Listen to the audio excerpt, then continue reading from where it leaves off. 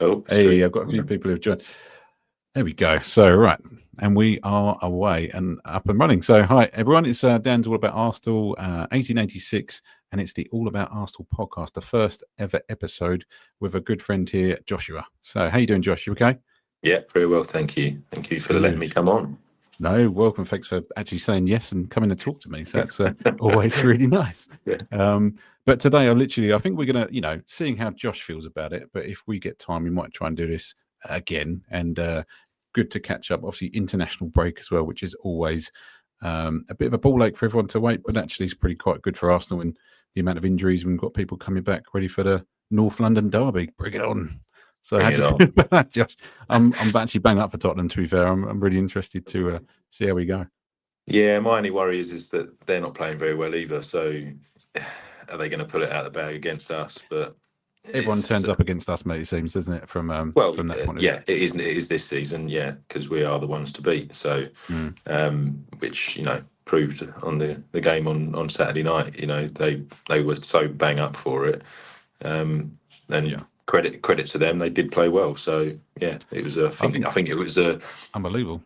I've seen a lot of it in the press where they've sort of said, everyone's going, it's points dropped. We're sort of treating it like a loss and stuff like that. Which I think that's the mentality of the club now. Is that when we draw, yes, we've dropped 2 points, but we've not actually lost. But that's how it kind of feels.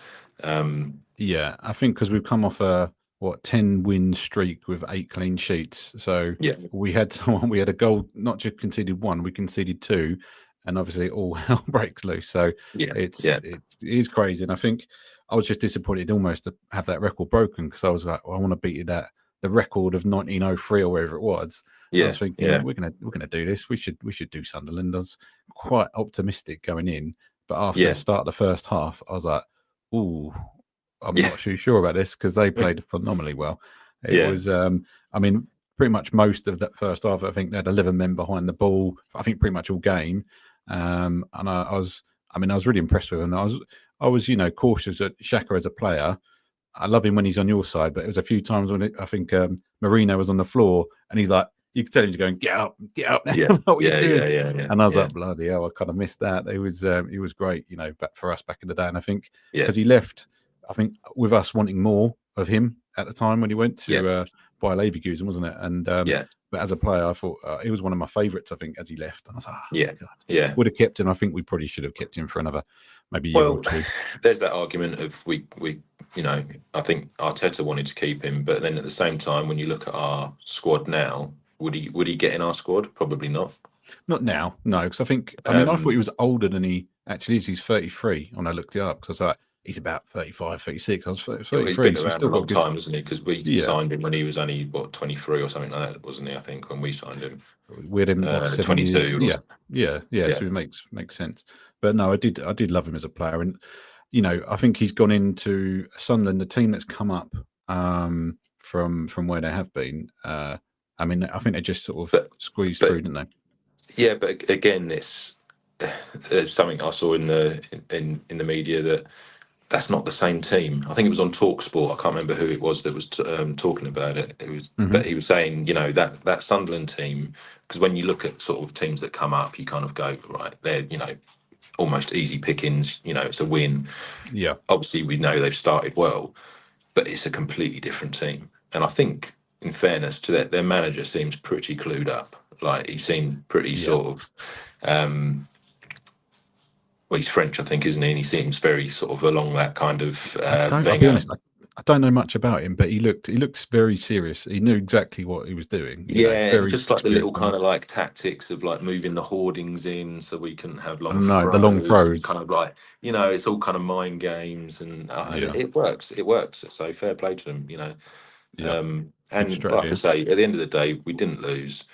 I think if we can, bounce back, have players back, especially more attacking players. I'm excited to see Madawaki back as well, because he was looking awesome before he got injured. It's quite scary because people are saying, I don't know how Saka's going to get in a team, and you're like, it's Saka, and there was talks of it, and you think, well, I don't know if it's a bit clickbaity. Saka's still dangerous, isn't he? Literally every time he gets the ball, you're sort of like, yeah, something's going to happen here. For sure. But it's nice to have that. I wouldn't even call him a backup. I think they're on a par almost.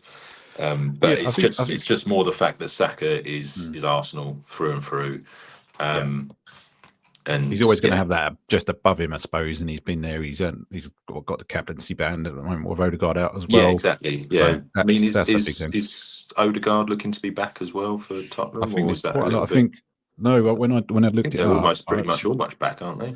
I think you had like Jesus returning, which I think is interesting. Don't get me wrong. I don't think he's going to be running into the team straight away, but he's just an option there. You had Odegaard, Havertz, Noni, Madueke. Who else is out? I think there was about 8 players or something stupid. Honestly, it was tons. But there's a lot of people coming back. So we've had actually, scarily for the squad and depth we've had so many injuries still. But still compete really well. But Jokeris, obviously. So he had that little kind of bit there. I'm trying to think who else. But yeah, I may have saved this. Bear with. Let's have a look. I might have saved this on here. No, I haven't. No, it's fine. But there was a lot, I know. And I think from our point of view, and I just want to speak to everyone on TikTok, anyone watching, by the way, YouTube, you can join in, comment. That'd be great. Thank you. But from that side of things, loads of people coming back. And North London, obviously, it's at home. So ever the optimist at our ground. I think, we like to think we'll be all right from there. So I think it's watch this space. Anyone coming back from injury, depends when they come back. Obviously, they're all training and stuff like that. But are they going to get straight into the first team? I doubt it. But it's going to be kind of rolling people in gently, giving them minutes towards the end of the game. I would suspect, unless they want to just shake it up completely. So it would be really interesting to see how he approaches it, really. But I think that's a huge game for us. But then we've got 3, I think, quite tough games. You've got Tottenham, you've got Bayern Munich, and then Chelsea, who are finding some form. They're inconsistent, but they are finding form again. Decent win at the weekend as well. So, but we'll see. Well, they're a good young team, aren't they? At the end of the day, and I think they're going to be inconsistent, probably because of their general age. Chucked together. They're always going to be sort of dangerous. The only thing I would say with teams like that is that you're more than almost guaranteed to score a goal against them. They very rarely keep a clean sheet, do they? Yeah, they're leaky at the back for sure, which is promising, Exactly. And if we can get back to our defensive ways, because I think everyone works really hard for the team to, stay defensive. And I think even, the Sakas, the Trossards are all running back to kind of help. I think there was that, clip midweek when I think it was 1 year he gave up the ball and there was about 10 of them running back. Unbelievable to see that. You don't see that in all teams. Most, even Liverpool and the likes of Salah, he's a very lazy. He's great going forward, not this season, but he won't get back to defend. So it just shows you that how well drilled we are. I think as a team, I think that's huge for us. So, but I'd like to get back to clean sheets. It would be nice. But I think it was for me. I think Saturday was really important. It's like, if we're going to concede, how do we react? So I think obviously the Ballard goal was, typical ex-Arsenal youth player, didn't play for the first team, but he had a hell of a game, in fairness to him. But that goal, I think defensive errors, personally, it should have probably been a free kick. Zubimendi tackled, which, so many other things had gone, and he won the ball, in fairness, I think. But I was a bit like this on the, from that side. But, if they didn't give that away, but look, Ballard steamrolled in. It fell beautifully for him as a centre back. He just smashed it high, and Rad didn't have a chance, to be fair. No, it was a good connection, wasn't it? It's one that's a beauty. There's a sweet hit, I think, from that side. But you can tell, I think, obviously Arteta probably ripped them in the half team talk, because they come out completely different in the second half. How did you find the second half, Josh? Yeah, I think, like you say, you can tell that there'd been words said at half time, not in a necessarily like you're doing much wrong, but there just needs to be that little bit more intensity straight away. Because we control games, against all the teams. We've pretty much controlled the games, but there's a lot of sideways passing. So it's just, I think in the second half when we started out, there was a lot more kind of forward play, and I think I think you sort of subtly see it with Zubimendi, like even though he's that sort of deeper lying, sort of almost like quarterback sort of role, he was further up the pitch. He was kind of, he was still dictating it, but it was in that final third, Yeah. and and he was making runs into the box. I mean, there was that one with, I think it was Trossard, where he put that ball through kind of like a needle straight through to Zubimendi. He'd made the run and he'd sort of like just got his foot on it, and it ended up going wide. But I mean, what a goal that would have been! And he hit the crossbar as well, didn't he? I think that was when it was. I jumped on my seat at that point. I think literally. I think we were already 2-1 up at that point. I'm not too sure. I can't remember now. Yeah, can you imagine that was seen off the game? I think. Yeah. From yeah. But Wow. that's the thing with football, isn't it? And this, especially at that level, it's them little moments that you kind of go, we could have won it. Yeah. It was so close. It was so close. And again, like I was saying before about the 97th minute when Ballard again ends up blocking that shot from Marino, and you've got like Gabriel Margueles sort of like almost celebrating, and it's it's saved, and it's like, it is gutting, but at the same time, I see it. If you take the positives from the game, we did control it. We did create chances. We haven't got a recognised number 9. Yes, true. And yeah, I just think it wasn't that bad. And also, Sunderland are a very good team. Even though yes, they only got promoted last season, it's a completely different team. The way they're set up, they're very similar to us, I'd say. In that there's a lot of big players there, like in terms of tall, like all their centre backs are big lumps. They're strikers. They're quite big lumps as well. Put themselves about. They're not going to dominate in possession like we do, but like I say, they're well set up, and I think they'll do well this season. To be honest with you, I think they might do a bit of a Nottingham Forest and kind of hang in there in the sort of top 4, top 5 for most of the season, and then they might drop away a little bit at the end and still get European football, which would be massive for them. I mean, be huge, especially with the likes of Newcastle not doing quite as well. So they'll love that. Not expected. They're desperate. And Aston Villa have picked up. They've been playing well as well. They've had a blinder. Yeah, I mean they absolutely trounced Brentford, wasn't it? 4-0. And Brentford ain't doing too bad either. To sort of do that to them, Where Brentford's sitting now? So Brentford are 12th at the moment. Out of interest, but Villa are up to 6. That's mad, isn't it? Because when you're looking at the table, it's still quite tight, isn't it? there's a lot of like 1 minute you're 6th, the next minute you're 12th. It's sort of it's that close, isn't it? Well, you look at the last so Newcastle 14th, but anything below that, they a game. They win a game, and you could be talking about relegation. It's really just looking at it now. So you've got Newcastle, Fulham, Leeds, Burnley, West Ham. I still can't believe it. Nottingham Forest is still floating in 19th, and Wolves, I think, have already gone down 2 points in 11 games. It's just awful. So I think everyone wants to play them just for the goal difference at the moment.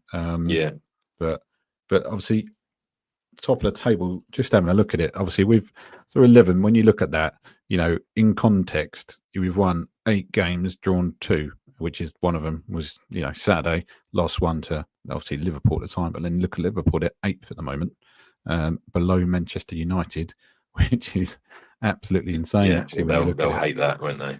Oh God, yeah, they're going to be. And I've already had. I work for a guy, Liverpool fan, who might be watching. Who's watching and comment, but we have a few people drop in and drop us a comment. But he was really going, yeah, no, I think we might get Slot out. And I was like, oh my God, Jesus Christ! Because how many Arteta outers have we had over the years? Do you know what I mean? It just blows my mind. Yeah. I think that is again the trouble. The trouble with football nowadays is it's so cutthroat, and I think the fans are getting worse. I know we're talking about it, and probably a lot of people won't necessarily agree with our opinions, but there's, I mean, there's a lot of Arsenal fans that I watch, and I sort of think, what are you going on about? Oh, I know. Do We're you not know all what the I mean? same. They really get carried away. They really do get carried away. But I just sort of, again, like I said to you earlier, my father-in-law, he's a big Liverpool fan, and his main concern at the beginning of the season was that team that Slot essentially inherited to win the league last season. That all they bought was that Chiesa, and he didn't really play No. through injuries and whatnot. But then he's gone and changed it an awful lot. And I think with the fullbacks as well. So that Kirkes, he's been awful for them. Yeah. Yeah. He's a fairly established Premier League player. He played 2 seasons at Bournemouth and done really well. Yeah. So you would have thought he'd have just slotted in. Excuse the Pardon pun. the puns. Yeah. Quite nicely into that sort of setup. But he's been awful, and I think maybe the whole Jota thing has upset them a bit, and they're kind of. I've heard this. I mean, you think of people like Van Dijk, Salah, for instance, like they're not the players that they were last season. No. Now, And you is think that it's a year on, but like you go, well, and they drop off. I thought Salah after last season, I thought he was just going to go. Guys are going to carry on for a good couple of more years, but he's still got it there, but he's not the player he was last year at all.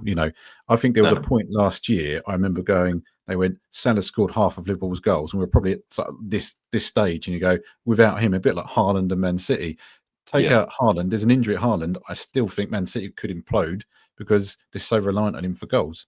Obviously, they did score a few more yesterday, but he's a huge factor, a bit like Gyökeres for us. He distracts the centre-backs so much and takes them away from the likes of Saka and Trossard, the wingers, allows them to get more balls in for the bigger players. Maybe not Gyökeres himself, but although he's been getting a few awkward kind of touches in, he's a big player for them. But I can say, can you imagine last year Salah got injured, how Liverpool would have done? This year Haaland, how they would have done? We've probably had more injuries than any of those together, and we're still up there. But then that's the squad that we've built. That's the and that's why I think we need to carry on backing Arteta and his team in that everything has kind of changed in terms of the way the club is perceived and the way that even the fans just feel about the club.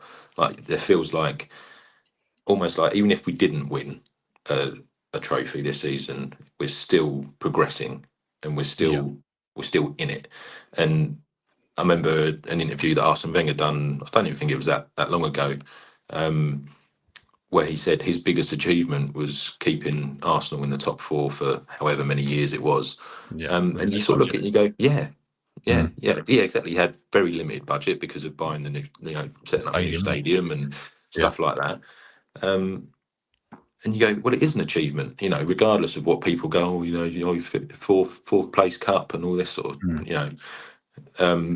but that is an achievement because you're then in the Champions League. You can then earn more money. You can, it's that knock-on effect of like now, okay, we've built this squad, which to me, I don't know how we can necessarily improve it apart from maybe getting another striker. Who would you get, Josh, out of interest, if you had a choice in January? Bearing in mind you got Gabriel Jesus back. Yeah, I don't think I'd even look in January, not unless someone got injured. But like last year when we should have got I liked the look of Alvarez, who was at City and is now at Atletico Madrid. I think he's a very good striker. He can score. They want a lot of money for him now, I think. Yeah, they would want sort of probably nearly 100 million, I reckon they'd want for him. I think they paid, 75 because I think he's come up recently. And I was like, wow, I mean, it's a lot of money then, but he's done well. And they're a big club, even though, we had a really good game. Apparently he's unsettled, but, you hear things and you don't know whether to take it too much. Okay, truth. But yeah, he's probably one that I'd say I'd like to see in an Arsenal shirt. Other than that, striker-wise, there's not really anyone out there unless there's like, some sort of untapped talent. somewhere. I like the fact that we're bringing through the youth. I mean, that Harriman Anus, I like the look of him. He's done all right, hasn't he? And he's only 17, 18. Give him another couple of seasons maybe of like a few bit parts in the Carabao Cup and things like that. He could end up being our number 9. Coming through, and I think that's what we also need to concentrate on again, which we lacked from in between sort of like the end of Wenger to when Arteta came in. We weren't producing too many youth players, and then now suddenly obviously Saka, but the likes of Lewis Skelly, Nwaneri. I just think that's what we need to sort of concentrate on, really. Definitely. There's a couple of youth. Yeah, because I think that's where as well you can potentially, as a from a business model point of view, they haven't really cost you anything. No. Well, look at your Ballards. I mean, I don't know if they got much for him, for example, but he was a youth product. Look at he's gone on to, he started. I think he joined them when they were in the first division, and then gone up and promoted, and now he's a Prem player. So he's done it another way. So there is always an option still. Yeah, exactly. But no, it is impressive what we're, I think, doing from the youth side of things. And what annoyed me was it a guy last year? Was it Manchester United picked him up and he wouldn't stay, and he'd been scoring like goals for fun. Choddy, Obi Choddy, or whatever his name is. Yeah. Something like that. Yeah. That annoyed me. Yeah, he was banging in goals for us, wasn't he? Like he scored a ridiculous amount of goals in I think it was the under 18s or whatever. And then he decided to go there, and I was a bit confused by that. And then obviously Aidan Heaven went there as well, didn't he? The centre back, and I was a bit confused by that as well, because obviously he got minutes in like pre-season, and everything was looking like he might, be sort of coming through, and then suddenly he goes, and you sort of think, well, okay, if you got a bit of money for him, I suppose. I don't know. Yeah, I think they get a bit of money, but then you go, well, it's obviously maybe if it was on a clear path for him, when you're looking at where he played, you've got, I mean, the defenders we've got, I suppose, from Heaven's point of view, I get.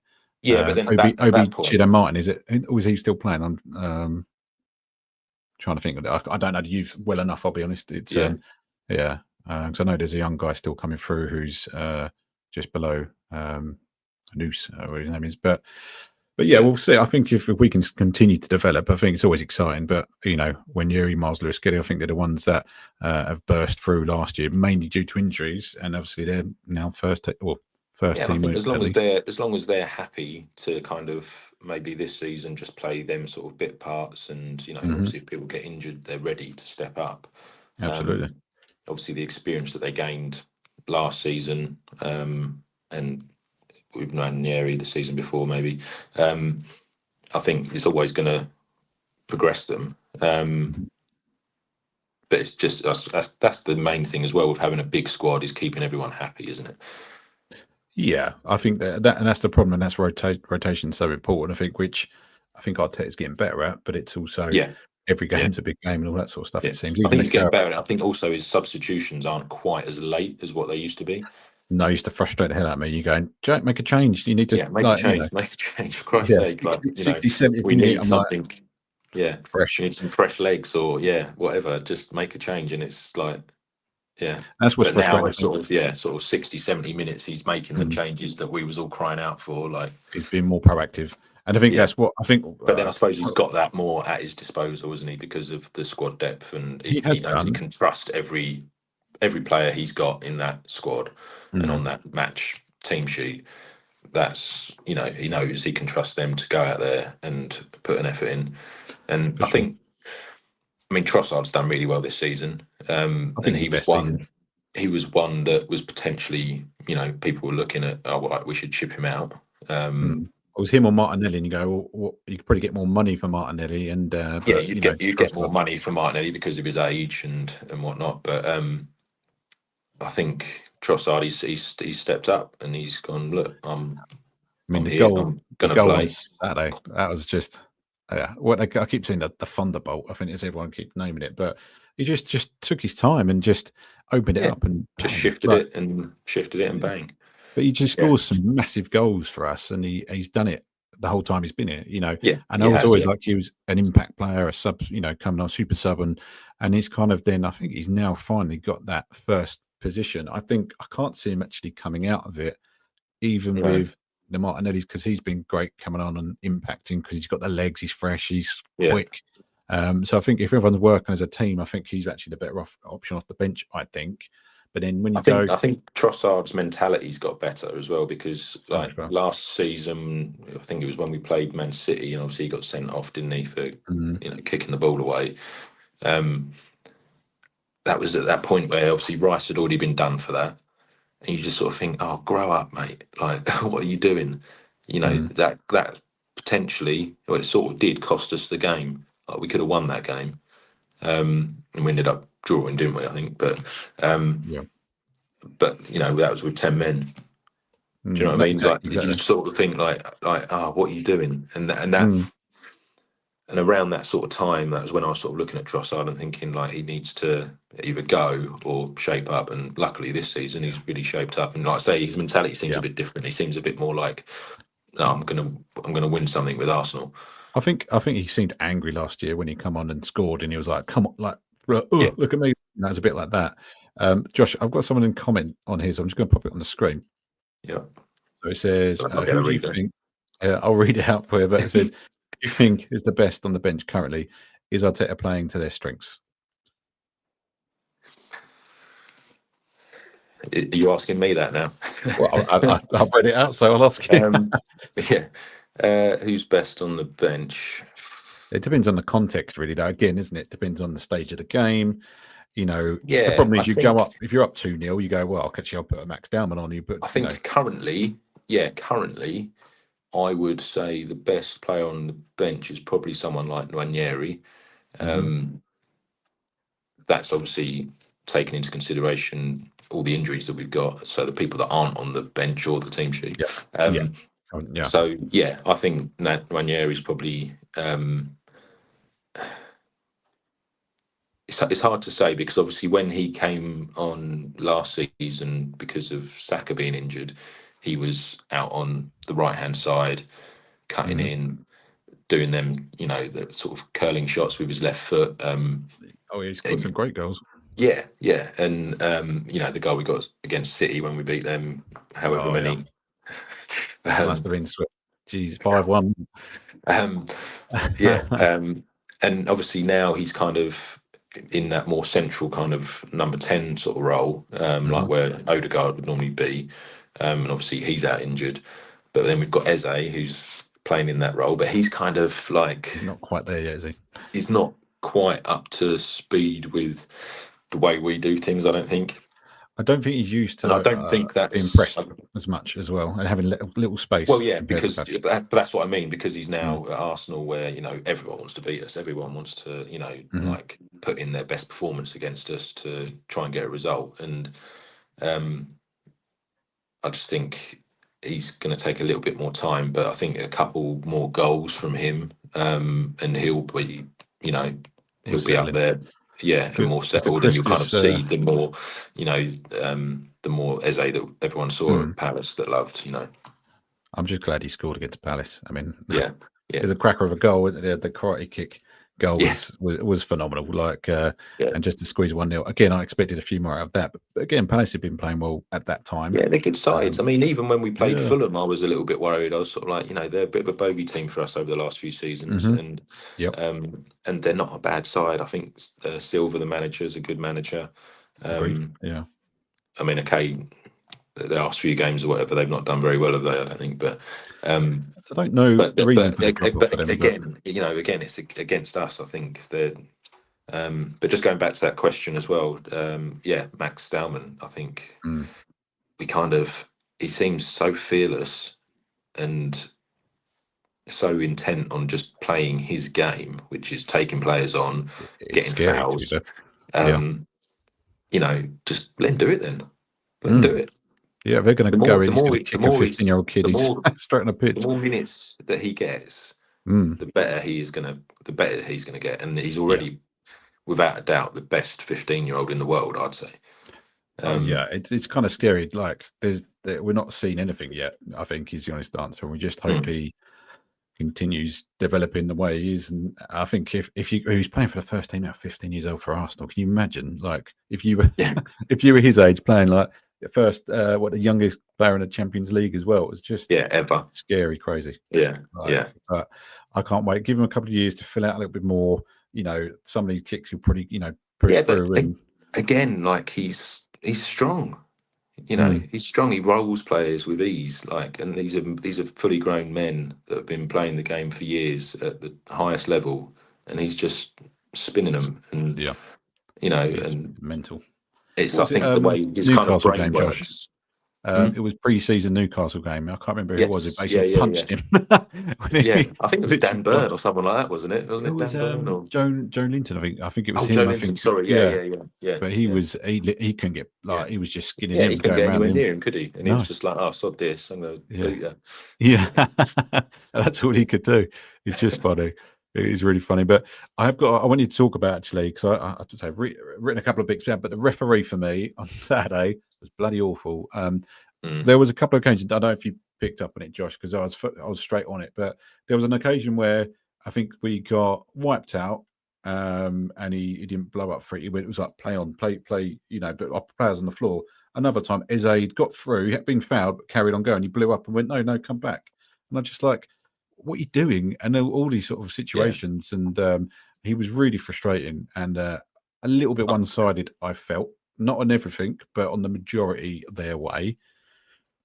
I just feel with the refereeing, the whole standard of the refereeing in the Premier League is shocking. I mean,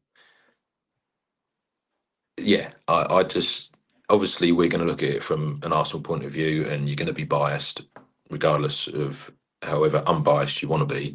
You're going to be biased, but I just feel like the whole level of refereeing and the whole, I mean, that PGMOL, whatever they're bloody called, like, stupid. They haven't got a clue. They're literally making stuff up as they go along, and literally just to fit in a narrative, almost, isn't it? Like, It's basically like politics now. We're going to get into. We've made politics. a mistake. Literally. Yeah. Oh, don't get me started.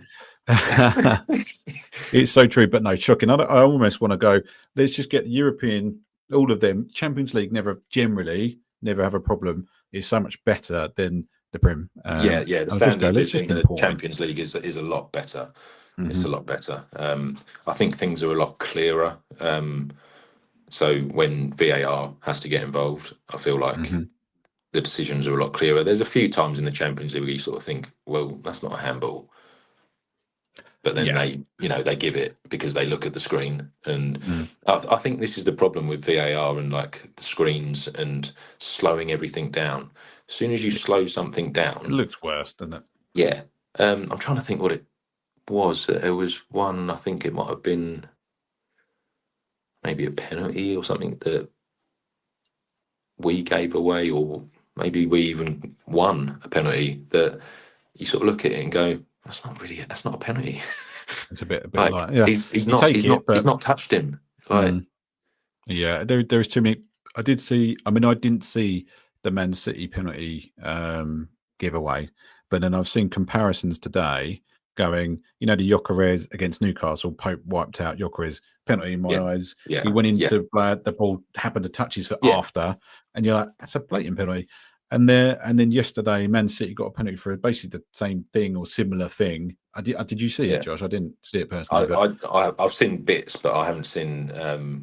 I haven't sort of analysed it at all, if you know what I mean, to sort of give an opinion on it. But I was curious. But going back to the Gyökeres one against Nick Pope, like, people going, he's touched the ball. It doesn't mean he's won the ball. I can touch the ball if I've got the player and taken him out. But I touched it. It's all right. Yeah, you've not won the ball though, have you? Because that ball is still going in that direction where the player's going. So if you hadn't taken him out, he'd have gone round you and put the ball in the back of the net. Exactly.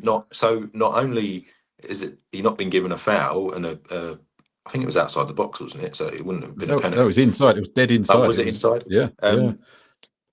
But it would have been a red card as well. Yeah.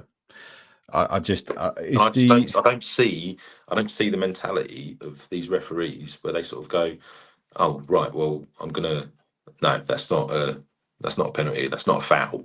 No, If yeah, that was anywhere else, this is one thing I've always uh-huh. said, like for years. Anywhere else on the pitch, It'd be a booking at that least. would be a foul and Hmm. probably a booking or whatever. Yeah. Or then But take me back as to soon as it goes in Ballard. the penalty area, they then sort of What was that about on Saturday? yeah That was didn't get anything. He went down for 6 minutes. I think we timed it because I watched it with my mum, and we're going. There's going to be a lot of extra time. And there was yeah 9 minutes in that first half, yeah. and but the fact that he's obviously clearly done it, he knows what he's doing. He's not, I think in the defense of that, and I mean, I was a defender, okay, not at that level, but you do jump with your arms to get leverage. it wasn't a jump. It was a With run, your wasn't it? arms, no, he sort of jumped up to win the ball, didn't he? So I think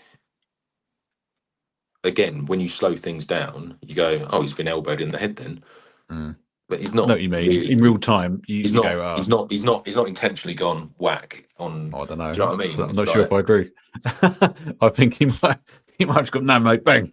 I literally, again, like you say, slowing it down is always different. yeah, But I fair play to him though. Again, Ballard had a great game, man of the match, all that kind of stuff. We can't take it away from him. But yeah, I think I just think what we showed in the second half was probably some of the best football I'd seen. I think it was really, yeah, when you look at the stats and stuff for the second half, it's so much clearer. We were way beyond, I think, XG and all that. Expected goals was like over 2 yeah, clearly, so we would probably due a third and we just couldn't finish our chances. But it was frustrating because we've been on such a good run, is the honest answer. And I yeah, think that, yeah, to concede not just 1-2, that was the frustration, but we'll get that back. And I think they, fair play to Sunderland. They played extremely well. And I think this toughest probably Premier League test I think we've had. I don't think Liverpool were even that good when we played them and they beat us with that. It was a worldie of a free kick. yeah. I think in that game we were just a little bit lackluster, to be honest with you. Mm, I think again we kind of controlled things in terms of possession and stuff like that, but it was a lot of sideways passing. There was no sort of penetration, yeah. and that is essentially why we ended up losing the game. Yes, like you say, it was a Mm. worldy free kick, but we deserve much from the game? Probably not. I think we probably deserved the draw, but then that shows you that's the difference, isn't it? Sometimes, and I think what Yeah, frustrated me at the start of the season is like they're winning these late goals, like 96 minutes, and winning the game, and going, that's what champions do. But if we did the same, we're like, well, that's not good enough, is it? So yeah, yeah, we yeah. are. I think we're all spoken about differently. All these teams, and that's what it feels like. But I don't know if it's just no one likes Arsenal. I don't think, unless you're a supporter and you absolutely love them. Well, yeah, yeah, and even I don't like some Arsenal supporters, so Well, yeah, yeah, that's true. I get where people come from, but Mm, yeah, it's one of them, and I think if you listen to the sort of mainstream media around football, mhm. like Man United are the best thing since sliced bread, and they'll always be the biggest club, Yeah, and they're not, they've fallen way they're off. dying. They're dying on Yeah, their ass, yeah. and they're and let's be honest. Like, yeah, okay, they've had a good little like run of games, but Mm, like it's no better than I'd class Bournemouth as a better club and team than them. yeah, yeah. I think they, So like you said, they've found a bit of form. I don't. They're not. yeah, Are but they then in Europe? everyone, I don't like think I they're in say, Europe at all, the are they? mainstream media will jump on it and go, "Oh yeah, they're amazing again. Oh, they've got it back. Oh, Yeah. Amarim's Oh, of course. the best manager." I mean, obviously, him winning the manager of the month is a bit of a joke compared to Mate, I was fuming obviously about that. Arteta. But I mean, would Arteta be worried that he's not won manager of the He month? don't Probably care. not. He I doesn't don't care think he cares at all. as long as we win some trophies at the end of the season. I don't think he'd care Yeah. about the smaller Accolades and stuff. accolades. Yeah, Mm. yeah, No, I agree. I don't think he cares at all. I think it's all about the bigger picture. But yeah. then you go a whole month unbeaten, not scoring or conceding a goal, probably a couple of shots, and then you lose it to Amarin and just go. It I did make think me laugh. almost more so than the North London derby. I'm apprehensive, but excited to play Bayern Munich because Yes. I think in the Champions League we're a bit of a different beast, and also, I just think that if we can get a really good result against them, obviously we're at home, so that's a big advantage for us. Bit revenge as well. Yeah, exactly. And I think that'll really kind of almost cement our the level that we're at now, and kind of go like, yeah, we can. I think we can win this. I think this is the biggest game of our. I mean, every game I always say is that it's the biggest game, but I think actually Bayern Munich's a real big. Actually, I think it's a team that we feel is at our level. That if we beat them, that's a real show of where we're at. Realistically. But I'm excited about it. But I'm also nervous about that one. I think the rest of them, I'm fairly, like all year round, fairly comfortable, even with some of the big changes in these other games and rotations. Like when he made like 10 changes the other day, was that against Brighton? I was like, wow. And then we still weren't. Like, so I kind of confidence builds, and you think, yeah, actually, we're going to be all right. Any change he makes, I trust him. But because he makes much better decisions than he did in the past, like you say, with the subs and stuff we touched on earlier. But I do feel a lot more confident and comfortable going into a match, even Saturday. But I think Bayern Munich's maybe the only one I'm a bit like, I just want them to do it a bit like Real Madrid last year. You go, yeah, let's do this. Yeah, exactly. Yeah, that kind of put us on that level where people go, oh, they're the real deal. They're, It did put us on the map, I reckon. It's good. It's good for the players. Like on a personal level. I mean, players like Rice. I mean, really, before that, yeah, you go. He's a quality centre midfielder. Can play in a variety of roles within the midfield.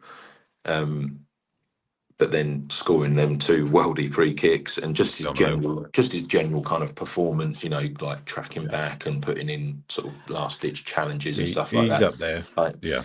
I think it's sort of again cementing him as like one of the best midfielders in Europe and the world. Yeah, for sure. Oh, we've got another question. Let's put this on. We'll wrap up. I'm conscious of time, Josh. We've been going 41 minutes. Can you believe we've been chatting away? So his last question, and we'll wrap up. But I don't even like talking. But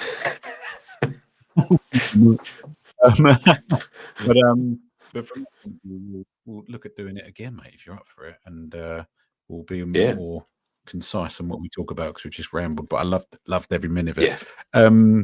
So would be interested to know who you guys feel is the biggest competition this season. I suppose I'd be interested in you talk about the Prem or generally, but for us, the Prem, I suppose it's Man City in my eyes at the moment, given the result yesterday.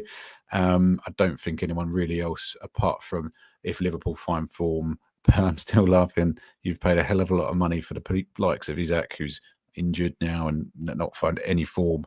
And I think the way he went about his business, I didn't like in the summer at all. No. More for him. So it's karma. And obviously, Wirtz, he's not, still not even picked up yet. And I think he's a good player, and he will be good for them. He'll get there. I just think it's maybe a bit physical for him, that he's got to adjust his game and stuff for that. And this is one thing again that my father-in-law said about Isaac, and I completely agreed with him. Like, really, when you look at it, he had one good season at Newcastle, which was last season. Yeah. One good season. Before that, he was, intermittent. There was little bursts of little signs of a quality player. But last season, he was amazing. But to buy someone for that amount of money off the back of that, I think it's a bit of a, like you say, the way it was all dealt with, it's a bit of karma for him. I think, competition-wise, Man City, 100%. I said that right from the beginning, even with, Man City and Liverpool. But I think definitely now it's Man City.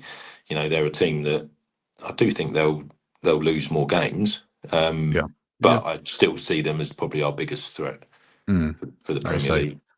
I don't like to wish injuries on anyone, but I'd just be interested to see how they cope with without Haaland. Look at Rodri last year and all that kind of stuff, and the drop off was unbelievable. Josh, just to share a nice little comment. Someone, I've got 2 Guns Boxing. Thanks for the comment, but he just put only caught the last 10 minutes, but thanks for the live. Keep up the good work. So that's a nice comment. First stream on with Josh, but we'll make it a regular thing. It's friends catching up. We've known each other a long time. Yeah, and we went to play school together. Just to give you a bit of background on us, we went to play school together. We went to primary school together, senior school together, college together.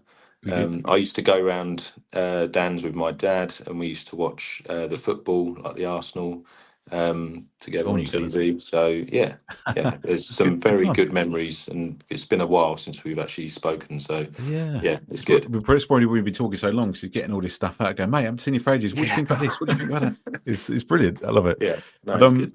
But we'll work something out next, maybe for, I don't know what you fancy, Josh, with the audience and everything else. But obviously, it's something we can chat on a weekly or a monthly basis. Whatever works for you. I'm easy. I'm here. Yeah, same. I've got no life, I'll do anything to help support you, mate. So good man. I love it. I love it, Josh. I really appreciate your time. Thanks for having me. No, thanks for honestly agreeing to come on, because I was like, mate, you should come on. You'd be great.